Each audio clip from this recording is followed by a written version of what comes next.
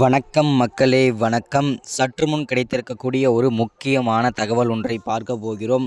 சற்று முன்பு திமுகவின் முக்கிய பொறுப்பில் இருக்கும் முக்கிய புள்ளி கவலைக்கிடமாக இருக்கிறார். அதிரடியாக கைது செஞ்சுருக்காங்க அமலாக்கத்துறை.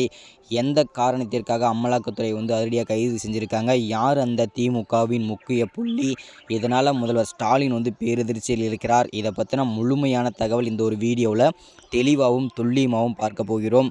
அதற்கு முன்பு நமது சேனலுக்கு நீங்கள் புதிய பார்வையாளராக இருப்பதற்கு வாய்ப்புகள் நிறையவே இருக்கிறது.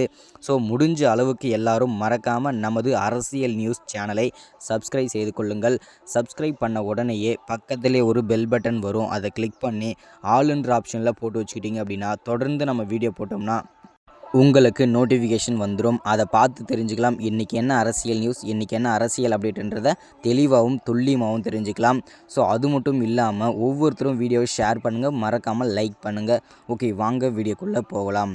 சற்று முன்பு கிடைத்திருக்கக்கூடிய ஒரு முக்கியமான பரபரப்பான அதிர்ச்சிகரமான திமுகவை பொறுத்த வரைக்கும் ஒரு சோகமான செய்தின்னு கூட சொல்லலாம். ஏன் அப்படின்னு பார்த்தீங்கன்னா, கடந்த ஒரு 2-3 மாதங்களாகவே பார்த்தீங்கன்னா திமுகவில் இருக்கும், அதுவும் முக்கிய பொறுப்பில் இருக்கும் முக்கிய அமைச்சர்கள் எல்லாமே அமலாக்கத்துறையிடம் பார்த்திங்கன்னா பல்வேறு சர்ச்சையில் சிக்கிட்டு வந்துட்டுருக்காங்க.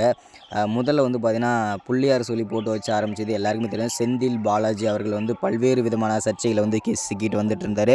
அவரை பார்த்திங்கன்னா அதிரடியாக அமலாக்கத்துறை கைது செஞ்சு அவரை தற்போது புழல் சிறையில் அடைச்சி வச்சுருக்காங்க. கிட்டத்தட்ட 200 நாட்கள் மேலே கடந்திருக்காரு. அவர் தொடர்ந்து பார்த்திங்கன்னா ஜகத் ரட்சகன் கேடால் பார்த்திங்கன்னா கில்லாடின்னு சொல்லலாம்.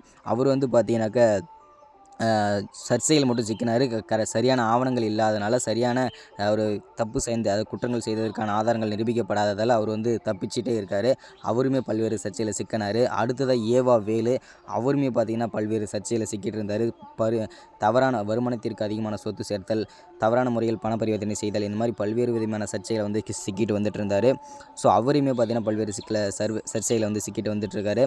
அடுத்ததாக அவர் தொடர்ந்து திமுகவில் இருந்த முக்கியமான ஆள் அப்படின்னு பார்த்தீங்கன்னாக்கா முன்னாள் அமைச்சரான பொன்முடி அவர்கள். அதாவது சிம்பிளாக சொல்லணும் அப்படின்னு பார்த்தீங்கன்னாக்கா முதல்வர் ஸ்டாலினோட வலது கை அப்படின்னு கூட சொல்லலாம்.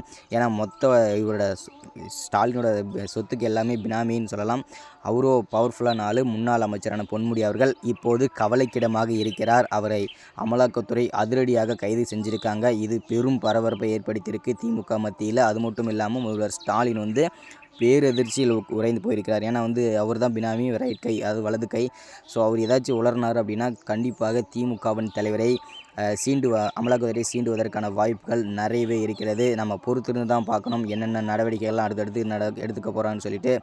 ஸோ இதுதான் இந்த வீடியோவில் நம்ம அப்டேட்டாக கொடுக்குறது. மறக்காமல் ஒன் செகண்ட் சப்ஸ்கிரைப் பண்ணுங்கள், லைக் பண்ணுங்கள், ஷேர் பண்ணுங்கள். Thank you, welcome.